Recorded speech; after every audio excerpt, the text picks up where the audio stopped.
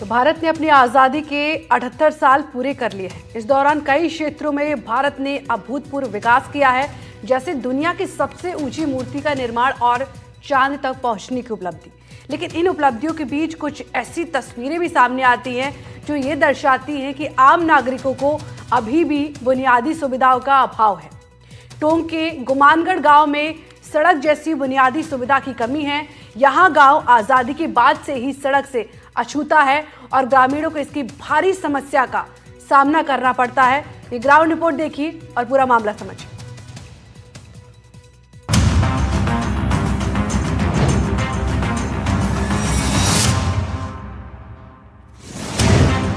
सड़क का इंतजार, मिट्टी में धंसा विकास। आजादी से लेकर आज तक सड़क नहीं। टोंक का गुमानगंज गांव सड़क से काफी दूर। सड़क की मांग को लेकर स्कूल तक का सफर तय करने में आ रही दिक्कतों के बीच एक ऐसी खबर जिसमें बच्चे अपनी आवाज को बुलंद करने के लिए टावर पर चढ़ गए। मैं मौजूद हूं गुमानगंज जाने वाली उस सड़क के उस रास्ते पे एक पार्ट पर जहां इस तरह की तस्वीर आती है, क्योंकि आगे रास्ता हमारे लिए भी मुश्किल है। लेकिन सबसे महत्वपूर्ण बात है कि ये वही टावर था जिस पर बच्चे चढ़े थे। अब आप कल्पना कीजिए कि बरसात नहीं है, नवंबर चल रहा है। नवंबर में अगर इस तरह के हालात हों तो बरसात में जुलाई, अगस्त, सितंबर में किस तरह के हालात रहे होंगे। आजादी को 78 साल बीत गए हैं, लेकिन देश के कई कोनों में आज भी लोग विकास की मुख्य धारा से कोसों दूर हैं।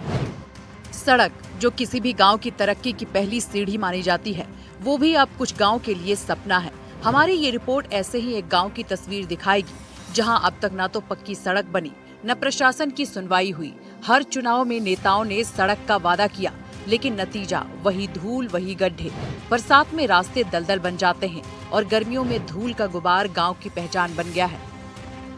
समस्या तो आपने दिखा दी होगी, यही हमारी मेन समस्या है रोड की। और हम प्रेजेंट में अभी जो वर्तमान में हमारे राजेंद्र गुर्जर जी एमएलए हैं, इनके पास भी जा चुके हैं।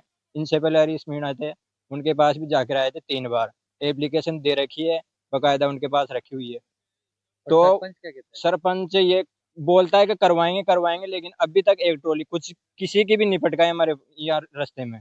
बहुत मुश्किलों भरा सफर है। सब आप सर आपके सामने तस्वीरें दिखाई गई और देखा गया कि अभी इस टाइम पे ऐसा हो रहा है, तो बरसात के टाइम में कितनी मुश्किल होती होगी हमें। और बहुत मुश्किल के साथ हम यहाँ से ककोड़ जाते हैं। हर हर आवागमन ककोड़ में बना हुआ है, हर चीज ककोड़ में, हर सुविधा ककोड़ उपलब्ध है। हर व्यक्ति को ककोड़ जाना पड़ता है। हमने ग्राम पंचायत में विधायक साहब के, एमपी साहब के एप्लीकेशन अप्लाई की, खुद भी गया था, तो क्या का आश्वासन देकर भेज दिया।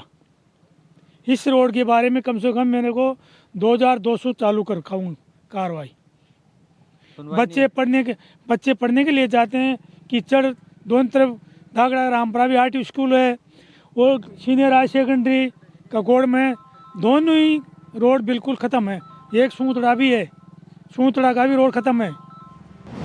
गांव के छात्र सड़क नहीं होने से शिक्षा की कठिन डगर से निजात पाने के लिए और सरकार प्रशासन की आंखें खोलने के लिए बिजली के निर्माणाधीन टावर पर चढ़कर प्रदर्शन कर रहे हैं। इसके बाद छात्र छात्राओं को प्रशासन से आश्वासन भी मिला।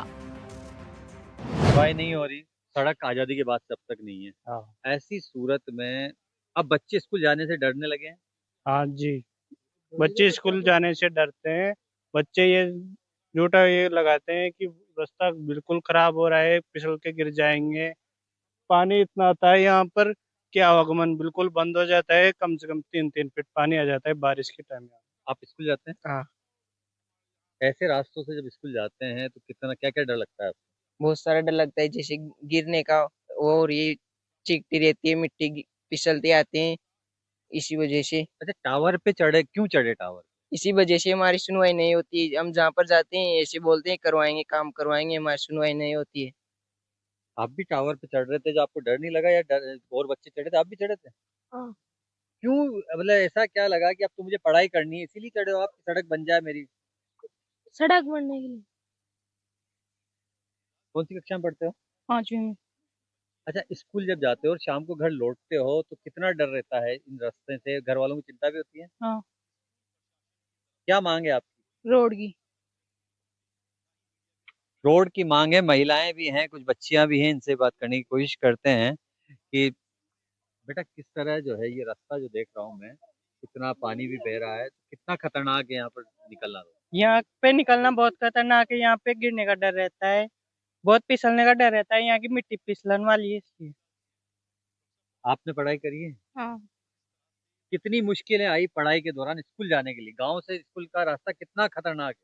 बहुत ज्यादा खतरनाक है, कितना पानी बहता है, कैसे स्कूल जाए। और सर भी लड़ते हैं और घर का भी लड़ रहा है त्रिमोड़िया। यहाँ का हर परिवार सड़क की कमी से जूझ रहा है।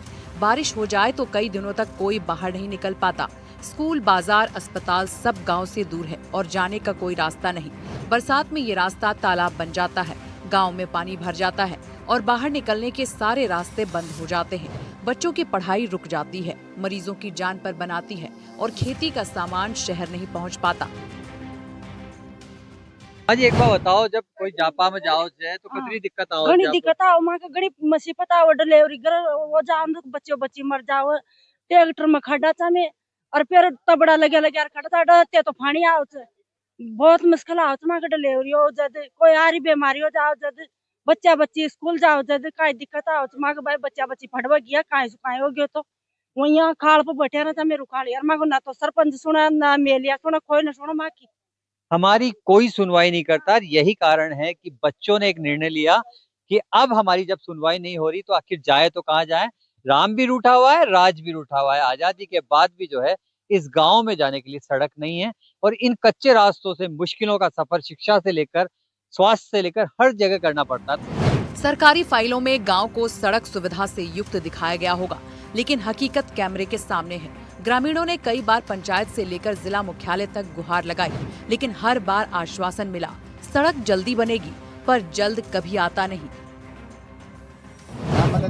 सावड़ी किस तरह की समस्या आती है? समस्या बहुत बारी आ रही है, माना स्कूल बच्चे ने खंदाता है तो उड़ा मास्टर पाचा बगाता हो और अडे सुखना हुआ तो यू खाड़ा जाओ तो अडे बैठे रहो, वहाँ स्कूल चल जाओ, पाचा शाम के आओ खाड़ा जाओ तो बच्चा ट्रैक्टर ले खड़ा खदिया कोई ट्रैक्टर वाला चला बड़ा रिया नरिया तो फिर बच्चा बच्ची रहती है रह जाओ मगा या परेशानी आ रही कोई खाए बीमार हो गयो तो मानो कोई ट्रैक्टर में खाड़ बड़ा न होगा ना तो मैं बैठा रहा था अगर बीमार हो कोई का डिलीवरी होगी तो कोई ले जा बड़ा न हो, साधन चला बड़ा न हो तो उन्हें कैसे ले जाओ, न तो एम्बुलेंस आओ न कोई साधन वाला हो गाँव में भाई रास्ता खराब से तो यह मानो बहुत समस्या आ रही है गे लागल और ख्याल बच्चा बच्ची टावर पर चढ़ गया तनादार साहब ने यार उतारी भाई 7 दिन की मोलक से 7 दिन पाँच पूरा ही ठंडा कहीं पर समस्या बारी च गरस खना दिया बच्चा बच्ची ना तो खेल कूद कोई बूढ़ा में लुक जाओ कोई खड़ला में लुक जाओ और इमा बजाओ यहाँ तक दर जमा तो गाड़ी भी खड़ लो फिर वहाँ से चोरा चोरी बटे आए रहे शाम के भी शाम पर जाओ 11 बजे तक तो मान यहाँ ले बाणी पड़ा यहाँ दर जाओ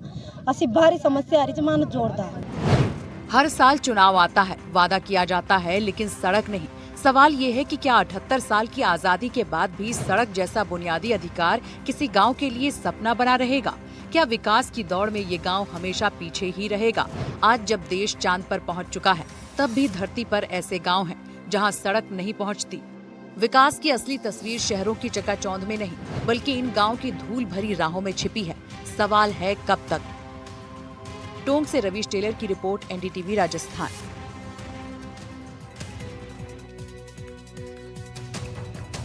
राज्य के कई जिलों में प्याज किसान की आंखों में आंसू बन गई है। मंडियों में दाम इतने गिर गए हैं कि किसान को लागत तो दूर, ढुलाई तक के पैसे नहीं मिल पा रहे हैं। कहीं किसान प्याज को नदी में बहा रहा है तो कहीं खेतों से ट्रैक्टर से कुचल रहे हैं। अब सवाल यह है कि मेहनत की फसल यूं बर्बाद क्यों हो रही है और आखिर सरकार इस पर कब तक खामोश रहेगी? की रिपोर्ट देखिए। किसानों को रुला रहा प्याज, मंडी में नहीं मिल रहे भाव, आंसुओं में डूबा प्याज बाजार। 100 रुपया कट्टा लगाया ना दिया, अब 100 में तो यहाँ गाय ढोर खा लेना जो ही बढ़िया। पसीने की कीमत पर लगी चोट, खेती में हजारों खर्च, मंडी में मिल रहे सिक्के। किसान बोले सब कुछ हो गया बर्बाद। मैं सरकार से आग्रह करना चाहता हूं कि इन प्याजों का दाम बढ़ाया जाए, अन्यथा ये किसान राजगढ़ तहसील के मारे जाएंगे। पैदावार बम्पर, लेकिन मंडी में भाव नहीं। कहीं नदी में फेंक रहे तो कहीं खेत में ही नष्ट कर रहे प्याज। ये तस्वीर किसी प्राकृतिक आपदा की नहीं बल्कि सिस्टम की लापरवाही की है। किसान की मेहनत, किसान का पसीना सब मिट्टी में मिल रहा है। इसमें लागत भी नहीं आ रही, सही पूछो तो कटिंग के रुपए भी नहीं आ रहे।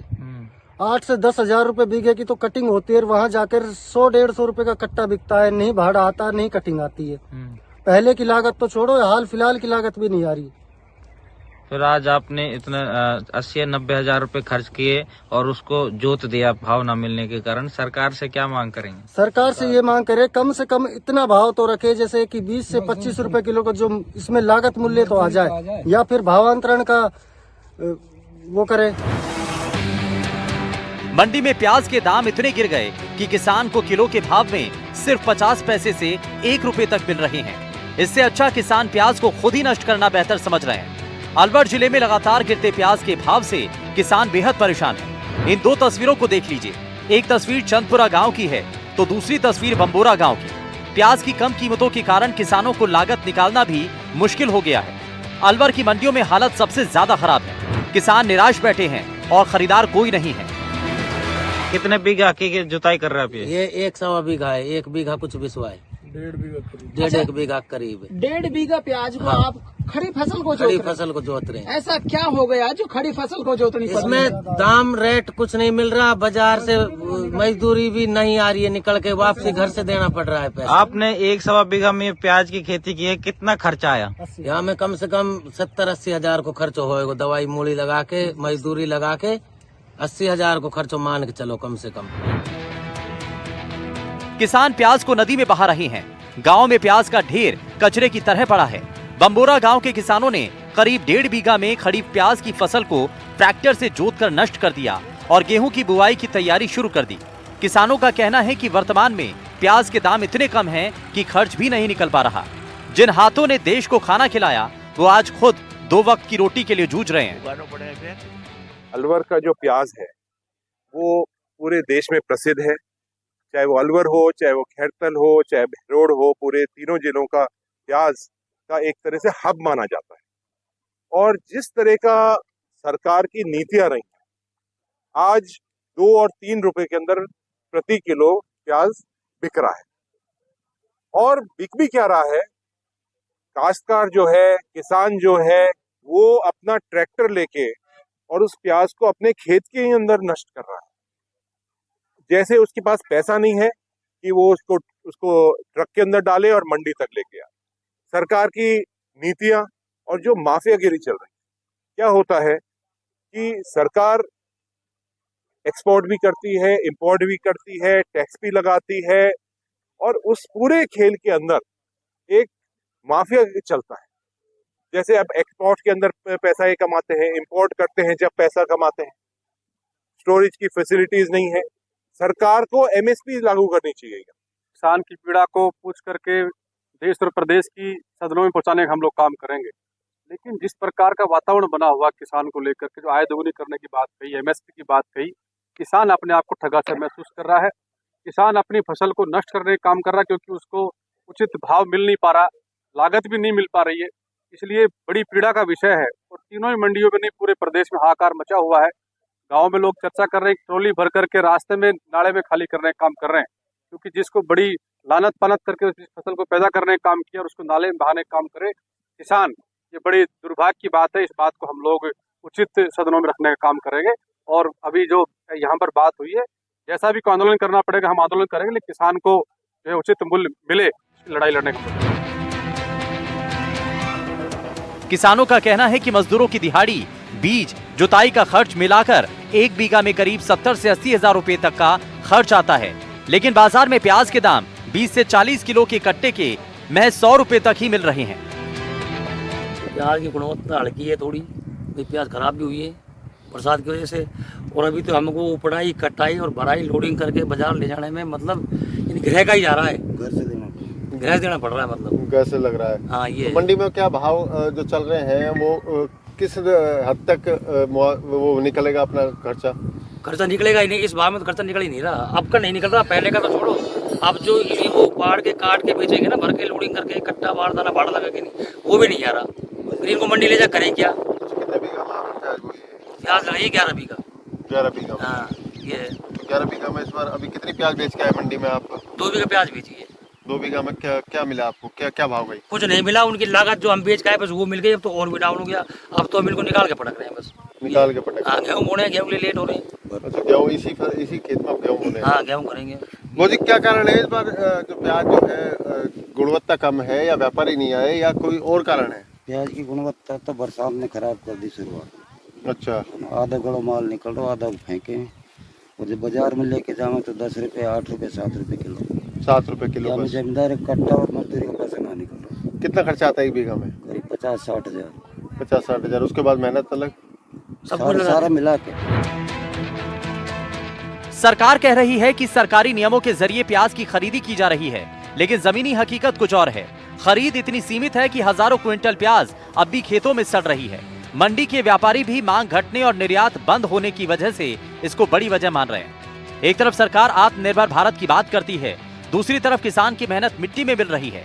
ये तस्वीरें सिर्फ प्याज की नहीं, बल्कि किसान की उम्मीदों के सड़ने की है। प्याज का दर्द सिर्फ किसान का नहीं, देश की अर्थव्यवस्था का भी है। सवाल है, किसानों की मेहनत की इस कीमत को कौन समझेगा? अलवर से मुदित गौड़ की रिपोर्ट, NDTV राजस्थान।